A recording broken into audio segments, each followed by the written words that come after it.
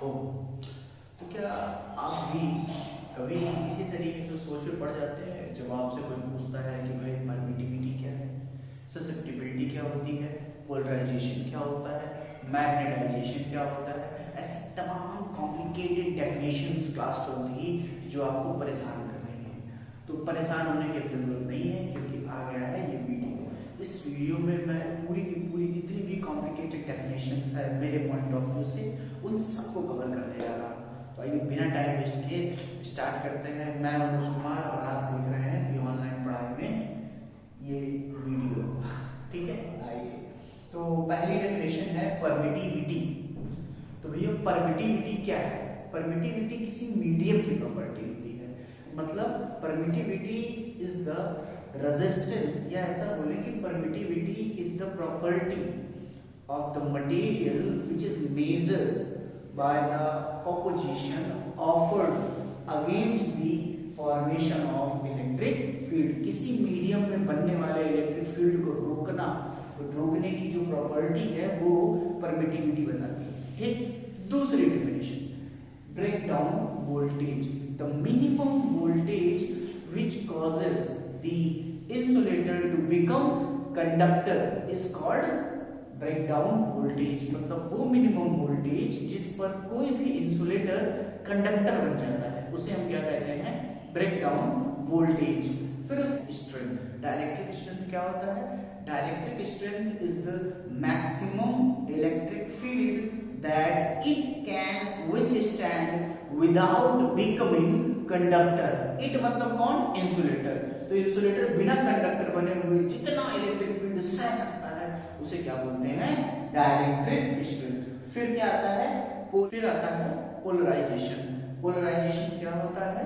Polarisation का मतलब है the dipole moment developed per unit volume on applying electric field is called polarisation, या इसको हम पोलराइजेशन डेंसिटी के भी नाम से जानते हैं। मींस जब हम किसी डाइलेक्ट्रिक को किसी इलेक्ट्रिक फील्ड में रखते हैं तो वो उससे अलाइन कर लेता है। तो अगर उसमें जितने भी डायपोल मोमेंट्स बनते हैं उसको हम क्या बोलते हैं?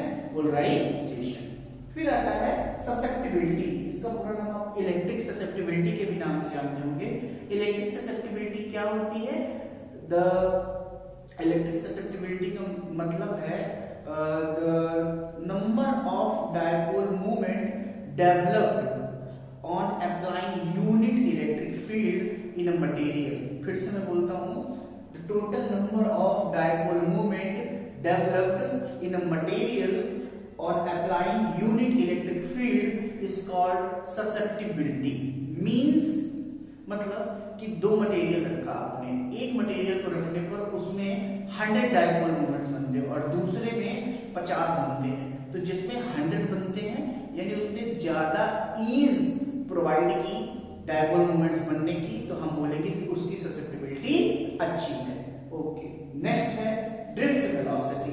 ड्रिफ्ट वेलोसिटी बच्चों बहुत इंपॉर्टेंट है, इसकी डेफिनेशन बहुत आती है और इसके बाद पूछता है कि इसकी एक्सप्रेशन करिए। ठीक है, तो सुनिए ड्रिफ्ट वेलोसिटी क्या है? The average velocity acquired by the electrons of conductor on applying electric field across it is called drift velocity. फिर आता है इलेक्ट्रोस्टैटिक शील्डिंग। इलेक्ट्रोस्टैटिक शील्डिंग क्या होता है? The phenomena of making a region free of electric field is called electrostatic shielding. फिर उसके बाद क्या है?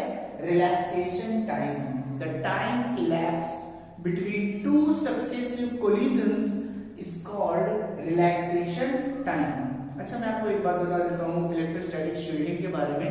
लाइक जैसे कि कोई कंडक्टर है, आपने ये सुना होगा, आप मेरा वीडियो तभी देख रहे होंगे जब आपको ये पूरा पता है, आपने 12th पढ़ लिया है। इलेक्ट्रोस्टैटिक शील्डिंग का मतलब है जैसे कंडक्टर है, कंडक्टर के आपने पढ़ा होगा कि जब किसी कंडक्टर को हम एक्सटर्नल फील्ड में रखते हैं तो उसके अंदर का इलेक्ट्रिक फील्ड जीरो हो जाता है। अगर इलेक्ट्रिक फील्ड जीरो हो गया तो उसके अंदर कोई चार्ज होगा तो उसको कोई भी फील्ड फील नहीं होगा। तो वो क्या बन गया उसके लिए? Electrostatic shield. समझ में आ रहा है? लेकिन उसके अंदर पोटेंशियल होगा कितना? कांस्टेंट। ओके, फिर आता है super conductivity, the phenomena of making zero resistance of a conductor, या किसी भी मटेरियल का हम ऐसा बोलते हैं, the phenomena of making material with zero resistance is called super conductivity, and those materials which shows super conductivity are known as super conductor. Super conductor example में मैं आपको बता देता हूं, मर्क्यूरी 4.2 केल्विन पे सुपर कंडक्टिविटी शो करती है। Tolerance का मतलब क्या होता है, आपने सुना भी होगा, आई कांट टॉलरेट इट, है ना। तो टॉलरेंस का मतलब क्या है, सहना, कि वो कितना बियर कर सकता है, कम और ज्यादा दोनों। तो जब आप एक रेजिस्टर, हम शायद इस साल ये 2022 टू 23 के सिलेबस में हट गया है कार्बन गोल्ड रेजिस्टर, पर आप जान लीजिए, आपके लिए इंपॉर्टेंट है टॉलरेंस की डेफिनेशन। तो आप लोगों ने देखा होगा कि जब रेजिस्टर जो होता है उसमें 4 कलर्स होते हैं, 3 कलर्स तो आपको नंबर्स वगैरह बताते हैं, रेजिस्टेंस बताते हैं, जो 4th कलर होता है वो आपको क्या बताता है, टॉलरेंस, है ना। गोल्ड, सिल्वर और एक कोई कलर नहीं है।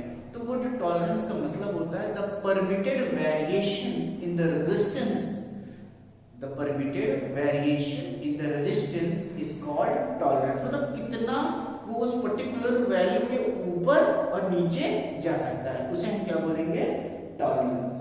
आफ्टर दैट आता है रेजिस्टिविटी। रेजिस्टिविटी क्या होती है, the resistance of that wire whose length is 1 meter and area of cross section is unit meter square। तो बच्चों आपको यहां तक समझ में आया। अगर इसमें कहीं पर भी आपको प्रॉब्लम हो रही है तो आप दोबारा वीडियो रिपीट कर सकते हैं। अब हम उसके आगे चलते हैं। करंट डेंसिटी, नेक्स्ट क्या है, करंट डेंसिटी। तो आप करंट डेंसिटी क्या आ रहा हो, अब आपके दिमाग में इलेक्ट्रिक करंट वाली डेफिनेशन आ रही थी, वो ये नहीं होती है। कर लेते हो अपनी definition. Current density is the amount of electric current flowing through a conductor per unit area of cross section when it is held perpendicular to the direction of charge is called current density। इसको J से लिखते हैं। current density है, current density vector quantity है, जबकि electric current scalar quantity है। Okay, फिर आता है मोबिलिटी। मोबिलिटी क्या होता है, the dipole moment developed या dipole moment, sorry dipole moment नहीं होगा, the drift velocity gained by the electrons on applying unit electric field is called mobility। Then EMF of a cell is the energy required to move a charge through one complete cycle in a circuit is called EMF। किसी charge को एक cycle पूरा घुमाने में, एक circuit में पूरा complete rotation कराने में जो एनर्जी लगती है, दैट इज EMF। फिर आता है पिच। पिच आप पढ़ेंगे हेलिकल मोशन में। तो पिच क्या है, द हॉरिजॉन्टल डिस्टेंस, मतलब यहां से गया और ऐसा कवर करके यहां आ गया एक रोटेशन में, क्या बोलेंगे, the horizontal distance covered by the charge particle, the horizontal distance covered by the charge particle to complete one revolution is called pitch। pitch का अगर कोई आपसे फॉर्मूला पूछता है तो होता है time period of the revolution into velocity, the component of horizontal component of the velocity, याद रखिएगा। After that sensitivity. सेंसिटिविटी किसकी होगी, गैल्वेनोमीटर की हम पढ़ रहे हैं यहाँ पे। तो क्या मतलब है यहाँ पे, डिफ्लेक्शन पर यूनिट करंट या डिफ्लेक्शन पर यूनिट वोल्टेज। तो अगर आपसे कोई पूछे करंट सेंसिटिविटी बताइए तो आप बताइएगा डिफ्लेक्शन पर यूनिट करंट। अगर आपसे कोई पूछे बताइए वोल्टेज सेंसिटिविटी तो आप बताइएगा डिफ्लेक्शन पर यूनिट वोल्टेज। तो बेटा ये तो थी कुछ डेफिनेशंस 1 से लेके 16 तक। आइए हम लोग और बढ़ते हैं इसके आगे। अब सेंसिटिविटी के बाद आता है मैग्नेटिक डेक्लिनेशन।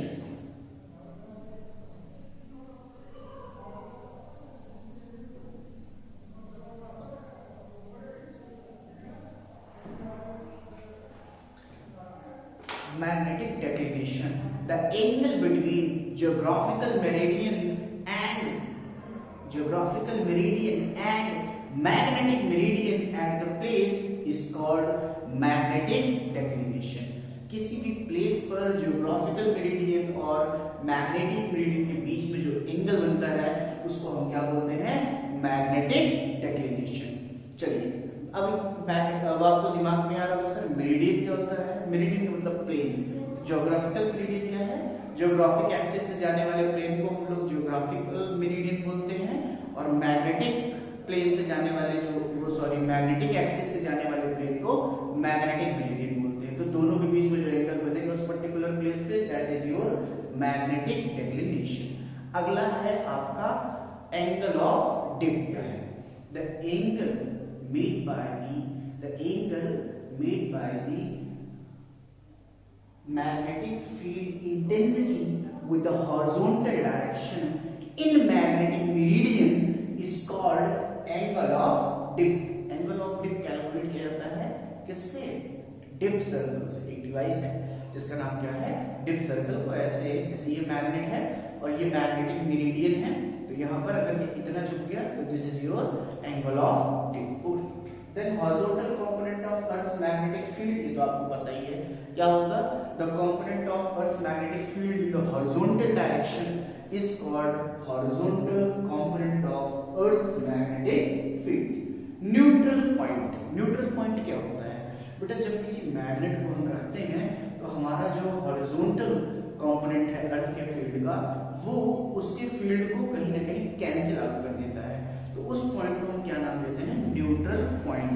तो क्या लिखेंगे, the point where the magnetic field due to the magnet will be cancel out, या ऐसा बोले will be equal and opposite to the magnetic field, या ऐसा बोले horizontal magnetic field of earth is called neutral point। शायद आप confuse हो गए, है ना, कंफ्यूज हो गए। चलो हम फिर से एक बार करते हैं, क्या कहने जा रहा हूं मैं, the point where the magnetic field due to the magnet is equal and opposite to the horizontal component of Earth's magnetic field is called neutral point। तो equal और opposite होगा तो कैंसिल आउट कर देगा, है ना। चलिए मैग्नेटिक इंडक्शन। मैग्नेटिक इंडक्शन क्या है बेटा, किसी भी मटेरियल को जब हम मैग्नेटाइजिंग फील्ड में रखते हैं, किसी ऐसे मान लो मैग्नेटिक फील्ड में ही रख दिया किसी मटेरियल को, तो उसके अंदर मैग्नेटिज्म जनरेट हो जाता है, तो उसको हम मैग्नेटिक इंडक्शन बोलते हैं। तो कैसे लिखते हैं, the total magnetic field is the sum of क्या, the total magnetic field is the sum of magnetising field intensity and the magnetic field induced due to the magnetising field is called magnetic induction. क्या बोल रहा हूं, जो बाहर से लग रहा है वो और जो अंदर प्रोड्यूस हुआ मैग्नेटिक फील्ड, वो दोनों के सम को हम क्या बोलते हैं, मैग्नेटिक इंडक्शन। मैग्नेटाइजेशन क्या होता है, मैग्नेटाइजेशन का मतलब है कि किसी भी ऑब्जेक्ट को, मटेरियल को, जो जिसके अंदर हम मैग्नेटिक प्रॉपर्टी जनरेट कर सकें, उसको जब हम किसी मैग्नेटिक फील्ड में रखें तो उसमें क्या डेवलप हो जाए, मैग्नेटिक मूवमेंट। तो उसको हम क्या बोलते हैं, मैग्नेटाइजेशन। क्या बोलेंगे, to develop the magnetic dipole movement in a material is called magnetization. फिर क्या है, मैग्नेटिक परमेबिलिटी। मैग्नेटिक परमेबिलिटी का मतलब क्या है, the extent to which the magnetic field lines can enter the material is called magnetic permeability of that medium। means कोई medium जो कितना ज्यादा मैग्नेटिक फील्ड लाइंस को अपने से एंटर होने देता है, उसको हम क्या बोलते हैं, मैग्नेटिक परमेबिलिटी। देन आता है magnetic susceptibility. How easily a material can be magnetized is known as magnetic susceptibility.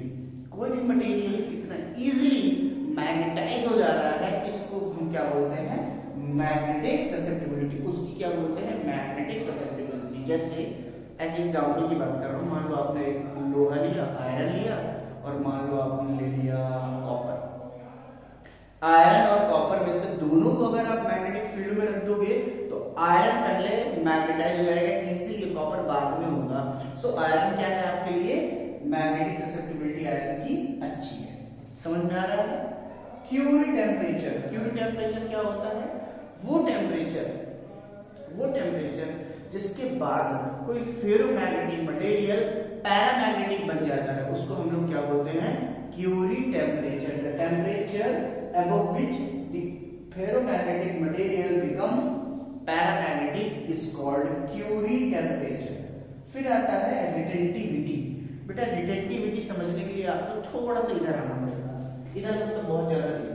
Retentivity यहां देखिए, ये कोई फेरोमैग्नेटिक मटेरियल है, हमने उसमें उसको मैग्नेटाइज किया और मैग्नेटाइज करने पे उसमें इस तरीके से हमें कर्व दिखा ऐसा, ठीक है, यहां कर्व दिखा। फिर हमने क्या किया, मैग्नेटाइजिंग फील्ड जीरो कर दी, मैग्नेटाइजिंग फील्ड जीरो कर दी, लेकिन उसमें अभी भी इतना मैग्नेटाइजिंग फील्ड उसके अंदर बच गया। ये इंडक्शन है और ये इंटेंसिटी, तो हमने क्या किया, नेगेटिव डायरेक्शन में लगा दिया, अपोजिट डायरेक्शन में डायरेक्शन बदल के लगा दिया ऐसा। फिर यहाँ पर आया तो इतना बचा, फिर हमने उसकी डायरेक्शन बदली और देखा कुछ इस तरीके से बिहेव करता है ऐसा। समझ आ रहा है? तो अगर ये O है, ये A है, ये B है, ये C D E F, तो आप देख सकते हो कि जब हम O से A की तरफ गए, उसको मैग्नेटाइज किया, तो जब हम अपना मैग्नेटिक फील्ड धीरे धीरे कम करते हैं तो देख रहे हैं कि उसके अंदर इतना मैग्नेटिज्म बच गया ना, बचा कि नहीं बचा?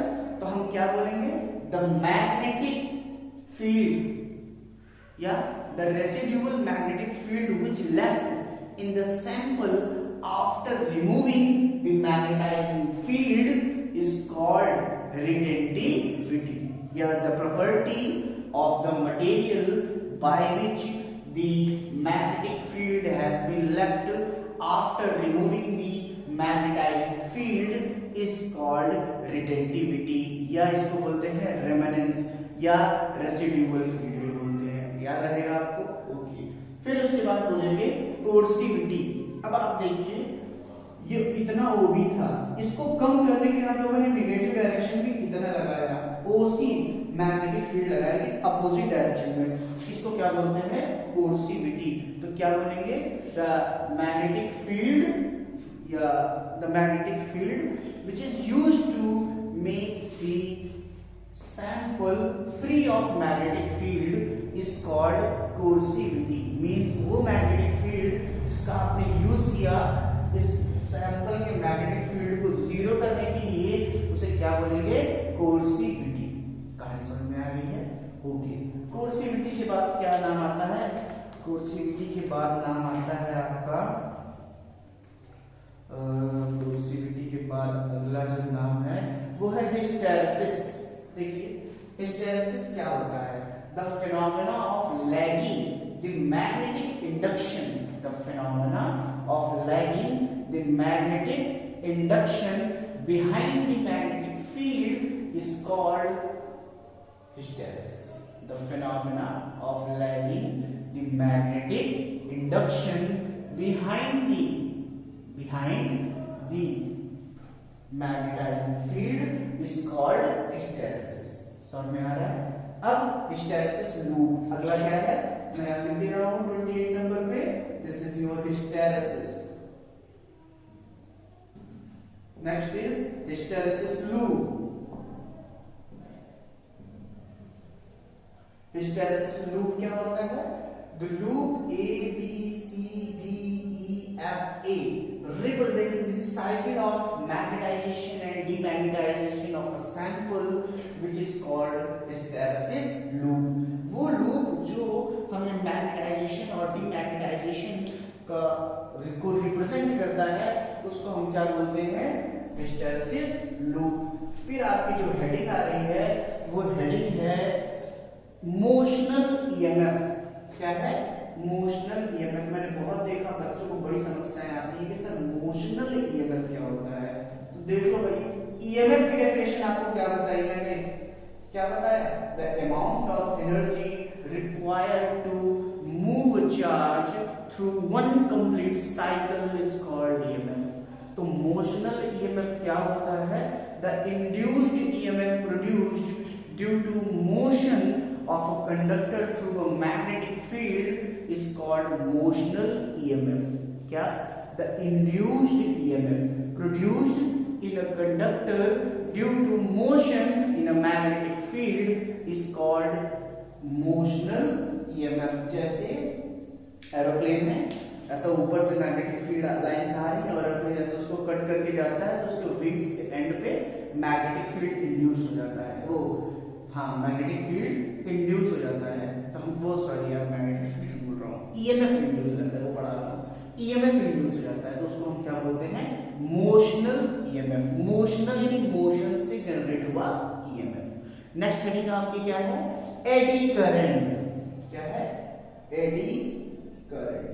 देखिए भैया एडी करंट क्या है, eddy current the induced circulating current, the induced circulating current which produced due to change of magnetic flux in a conductor is called eddy current।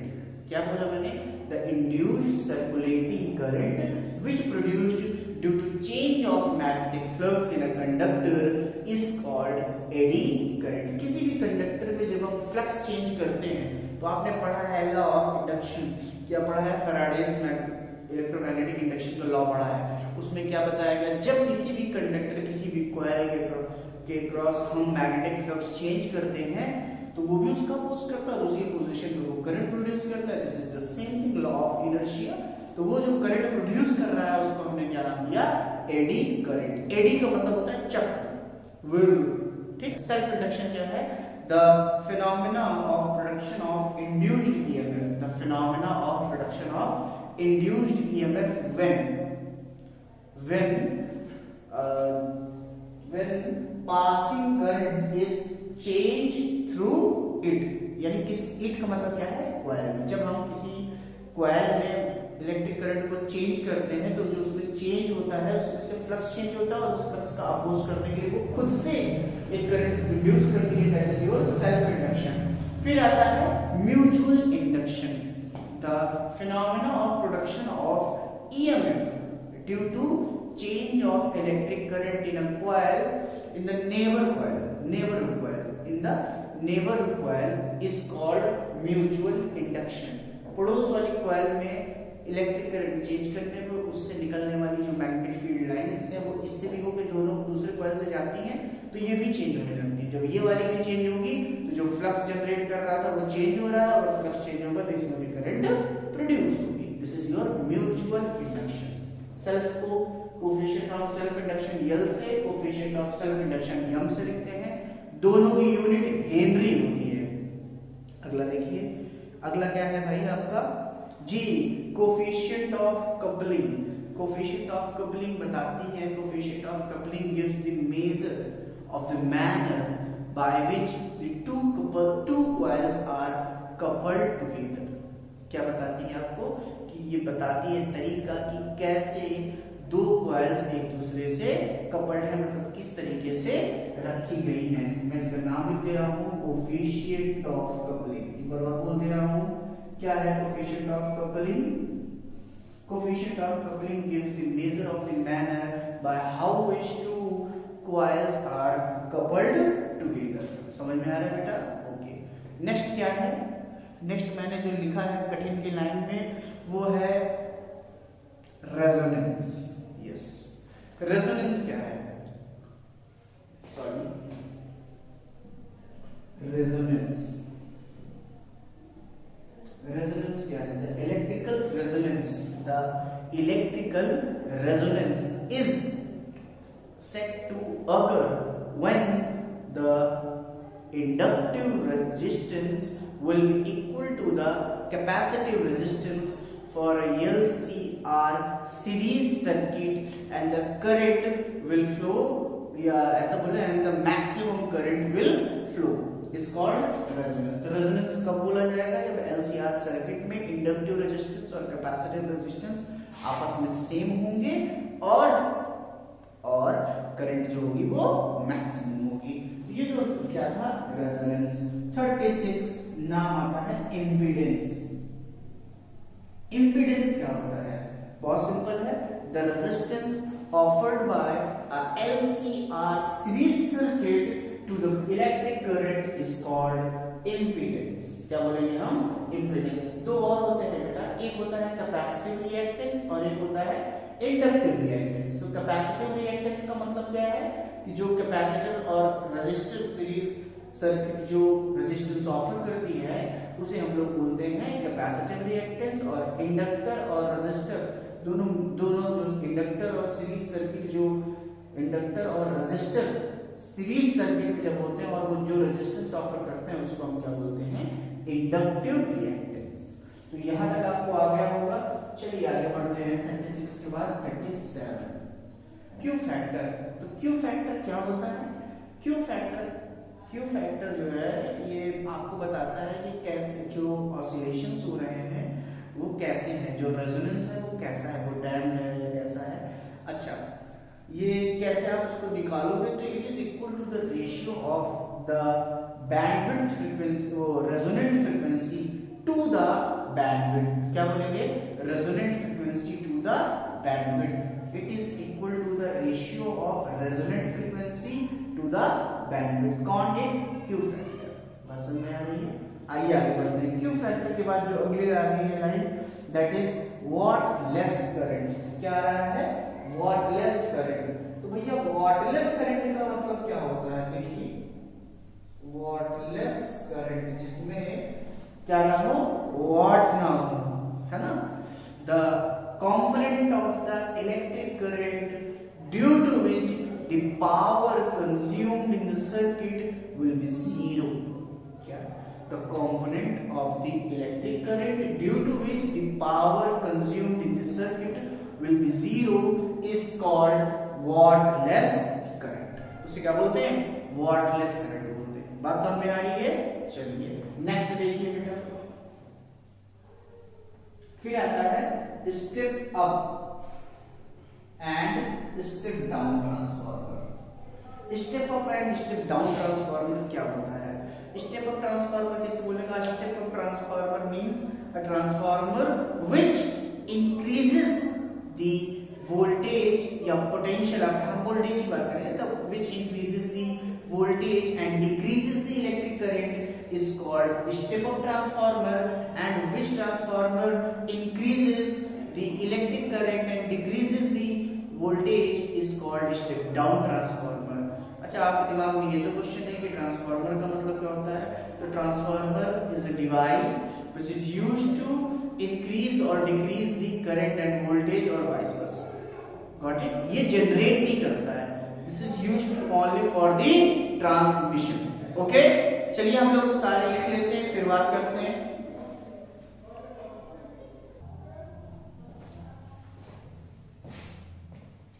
LC oscillation।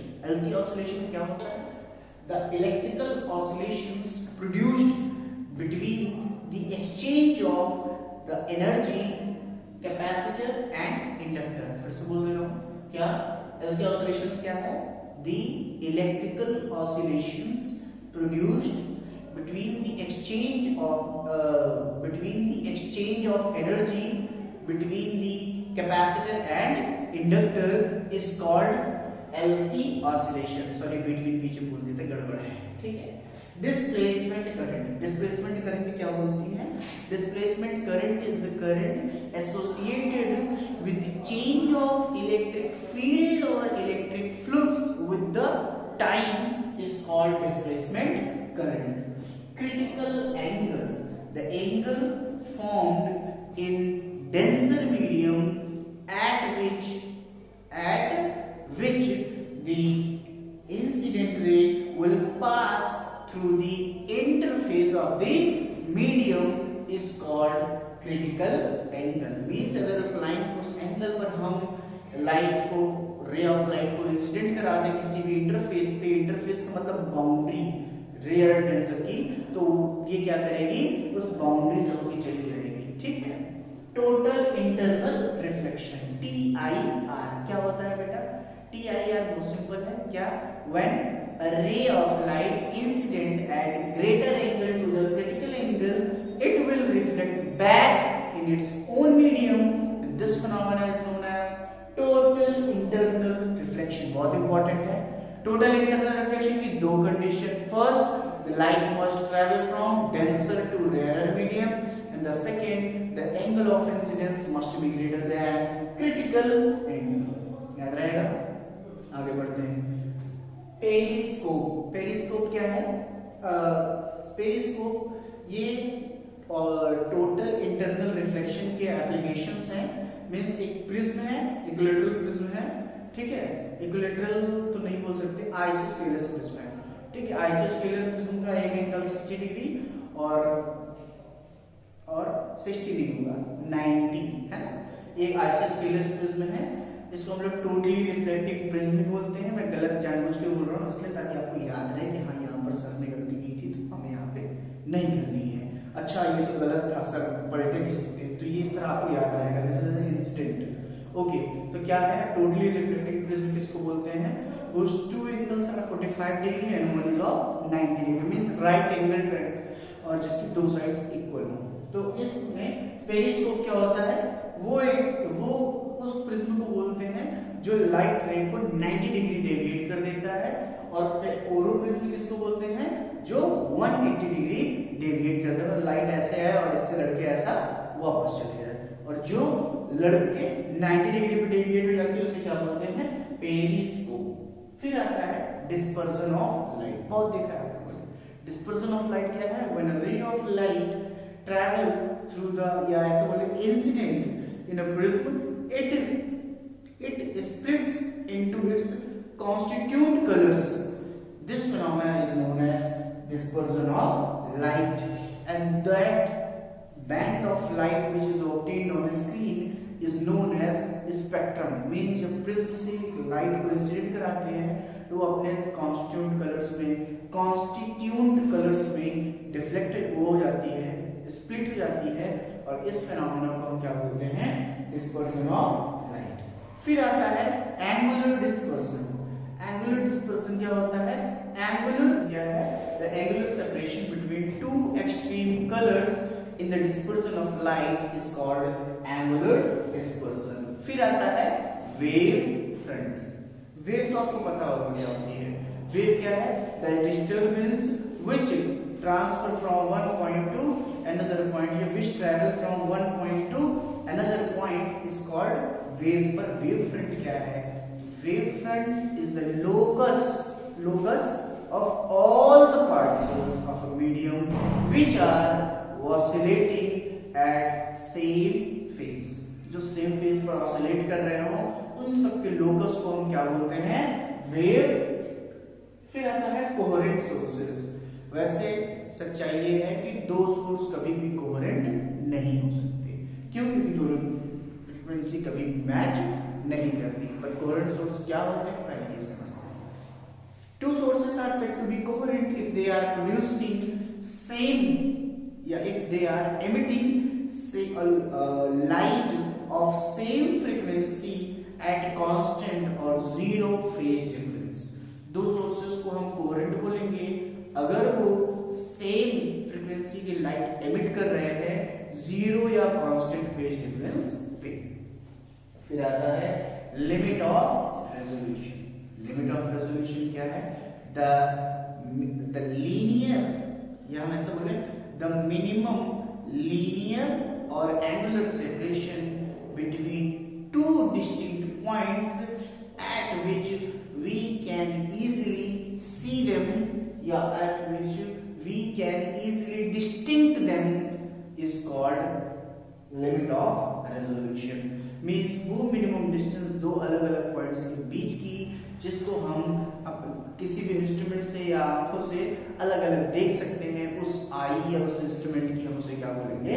Limit of resolution. तो मैं इसे erase करके नए definitions लिखने जा रहा हूँ। बहुत बड़ा वीडियो तो नहीं है ये, शायद मेरे हिसाब से भी अप्रॉक्स 40 to 45 मिनट्स का होना चाहिए ये। मैं अभी देख नहीं रहा हूँ क्योंकि बैक कैमरा से वीडियो बन रहा है। देखिए आप इसको बार बार सुनिए, जितनी बार सुनेंगे it will give you the idea about the things. Okay, रटना नहीं, सुनना है, समझना है। थोड़ा सा मैं जल्दी जल्दी बोल के मुझे लगता है मैंने बन गया है, पर आप कोशिश करो कि रुक के एकदम स्लो मोड में सुनो इसको। जितना सुनोगे जैसे गाने की तरह है, बस लगा के सुन लो। देखिए आधे घंटे एक घंटे तक को सोचिए 65 से 66 डेफिनेशंस याद हो जाएंगे। 65 to 70 डेफिनेशन, शायद मैंने 50 लिखी थी, यस 50 लिखी है। आगे बढ़ता हूँ, ठीक है। तो ये तो क्या होती है resolving power? The ability of an instrument to separate two nearby objects distinctly so that can be seen distinctly is called resolving power। ये सबकी अलग अलग होती है। वर्क फंक्शन क्या है? किसी भी सरफेस, किसी भी मेटल ऑब्जेक्ट को जब हम किसी ऐसे कोई किसी भी तरीके से हम उसको अगर एनर्जी प्रोवाइड करें और वो एनर्जी लेकर के बाहर निकलता है, कौन? इलेक्ट्रॉन बाहर निकलते हैं। तो वो इलेक्ट्रॉन्स बाहर निकलते हैं तो वो कितनी एनर्जी, उनको मिनिमम कितनी एनर्जी चाहिए बाहर निकलने की, उसको हम क्या बोलते हैं? Work function. में क्या लिखते हैं? The minimum energy required by electrons to escape out from the surface of metal is called work function। फिर अगला आता है आपका थ्रेशोल्ड फ्रीक्वेंसी। थ्रेशोल्ड फ्रीक्वेंसी क्या है? The minimum frequency, the minimum frequency below which the electron emission will stop is called threshold frequency। Means अगर इस frequency से नीचे रेडिएशन आप अगर यहाँ पर डालोगे तो एमिशन स्टॉप हो जाएगा। बात light of suitable frequency, when the light of suitable frequency incident on metal surface start photoelectric emission is called photoelectric effect। Photo मतलब लाइट, इलेक्ट्रिक मतलब इलेक्ट्रिक करंट स्टार्ट कर रहे थे तो उसने हमने इसको क्या नाम दे दिया? Photoelectric effect. क्या कह रहा हूं मैं?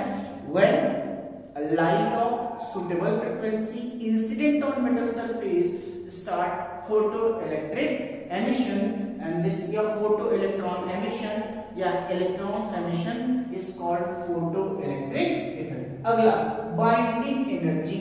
बाइंडिंग एनर्जी का मतलब क्या है? दो न्यूक्लियॉन्स को जो एनर्जी बांधे हुए हैं तो हम क्या लिखेंगे? The energy required to break nucleus into its constituents proton and neutrons in such a way that they will go such a far distance that they will not interact with each other is called binding energy। क्या बोल रहा हूं मैं?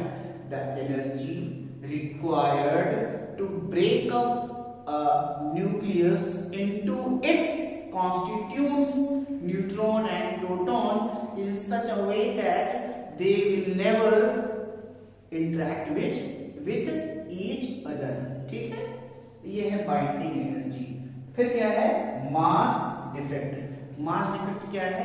Mass defect का मतलब जैसे पहले initially कोई रिएक्शन है और उस रिएक्शन में आपके पास मास था 1 ग्राम और रिएक्शन होने के बाद मास आपके पास बचा 0.9 ग्राम, तो कितना आपने लूज कर दिया मास? 0.1 ग्राम। तो हम उसे क्या बोलेंगे? मास। कैसे इसको मतलब डिफाइन कैसे करेंगे? The difference between the mass of the nucleons before the reaction to the after reaction is called mass defect. बस समझ में आ रही है? नेक्स्ट आपकी हेडिंग क्या है? मास डिफेक्ट के बाद जो है पैकिंग फ्रैक्शन। पैकिंग फ्रैक्शन क्या है? द मास डिफेक्ट पर nucleus is called packing fraction. Next packing fraction के बाद क्या आता है आपका? हाँ, फिर आता है आपका थर्मल न्यूट्रॉन्स। बहुत आसान है थर्मल न्यूट्रॉन्स। देखिए जब रिएक्शन होती है, कौन सी रिएक्शन? Nuclear reaction. और दो तरीके की रिएक्शंस होती है, मैंने बताया था आपको, सॉरी आपको पता है, nuclear fission and nuclear fusion. तो जब न्यूक्लियर फ्यूजन और फिजन है, तो जब फ्यूजन होती है तो न्यूक्लियर फ्यूजन में जैसे यूरेनियम है, यूरेनियम पे जब हम एक न्यूट्रॉन बम्बार्ड कर देते हैं तो वो ब्रेक हो जाता है बेरियम, क्रिप्टन और 3 न्यूट्रॉन्स में और एनर्जी में। तो 3 न्यूट्रॉन्स जो बोल रहा हूँ मैं, एक्चुअली वो 2.5 न्यूट्रॉन्स है। 2.5 न्यूट्रॉन का मतलब 2 न्यूट्रॉन्स ऐसे ब्रेक होते हैं जिनके पास एनर्जी 2 मेगा इलेक्ट्रॉन वोल्ट होती है, लेकिन एक बेचारा ऐसा होता है जिसके पास एनर्जी बहुत कम होती है। कितनी होती है? 0.0235 मेगा इलेक्ट्रॉन वोल्ट। और इतनी कम इलेक्ट्रॉन वोल्ट वाले हम न्यूट्रॉन को हम क्या बोलते हैं? Thermal neutron. तो क्या बोलेंगे?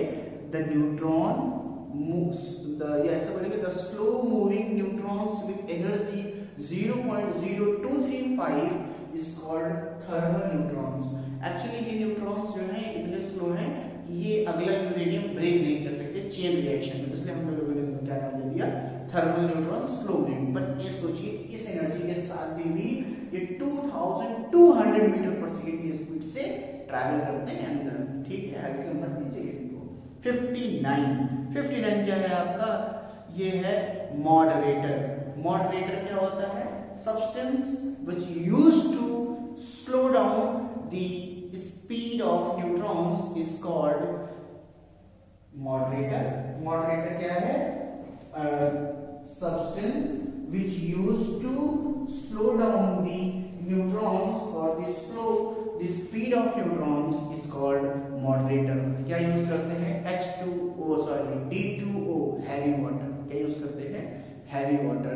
तो हैवी वाटर है और भी है, वो सब हम लोग यूज करते हैं किस तरीके से, मॉडरेटर की तरह। न्यूक्लियर रिएक्टर में आपने पढ़ा होगा इसको। चलिए अगला है जो आपका है, वो कहा गया भैया, लो कहीं दिख ही नहीं रहा है हमको तो।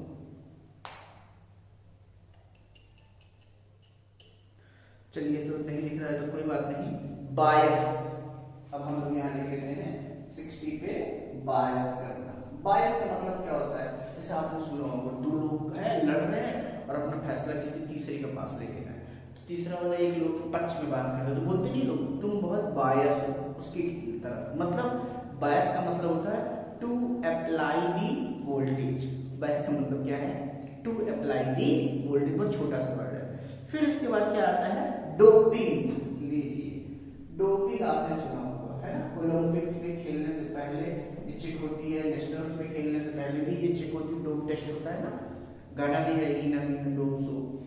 तो डोपिंग टेस्ट क्या है, डोपिंग टेस्ट का मतलब है, डोपिंग टेस्ट का मतलब बताने का, डोपिंग का मतलब क्या है, तो एडिशन ऑफ, या ऐसा बोले द डेलिबरेट मतलब जानबूझकर, हम खुद मिला रहे हैं impurity, the deliberate addition of impurity या required impurity to make a semiconductor या to increase the conductivity of semiconductor is called doping. फिर से बोल देता हूँ, the deliberate addition of impurity in a semiconductor to increase its conductivity is called doping। क्या, the deliberate addition of impurity, the deliberate addition of impurity in a semiconductor to increase the conductivity is called doping। doping जो होती है वो पर ppm में होती है बेटा, किसमें होती है, ppm, ठीक है, मिलियंस, पार्ट्स पर मिलियन, ठीक है।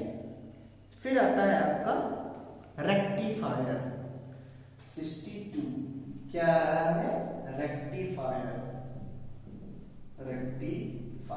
तो रेक्टिफायर क्या करता है, रेक्टिफायर करता है, rectify means a device which used to rectify the alternating current to direct current is called rectifier।